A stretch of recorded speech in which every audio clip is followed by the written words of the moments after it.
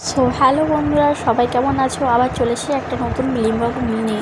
তো এইদিকে দিদিভাই লঙ্কা জিরে আগে থেকে ভেজে রেখেছিল, তাই জন্য আমি গুঁড়িয়ে নিয়েছি। এইদিকে আলুটা ননদিনই কেটে নিচ্ছিলো। আলুগুলো অনেক বেশি ছিল তো, তাই জন্য কাটতে একটু দেরি হচ্ছিলো। আর আগে থেকে আমরা কাঁচা ছোলা ভিজিয়ে রেখেছিলাম, তো কাঁচা ছোলা দিলে একটু ভালো লাগবে।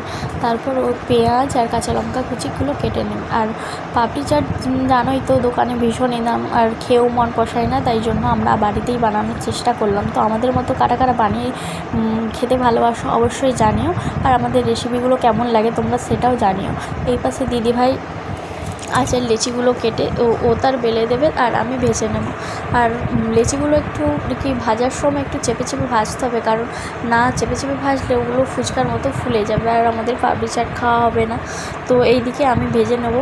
আর আমাদের ভিডিওগুলো তোমাদের কেমন লাগে অবশ্যই কমেন্ট করে জানিও। এদিকে দিদিভাই সাজিয়ে নিচ্ছে, তো কেমন হয়েছে জানিও, এবং কার কার লোভ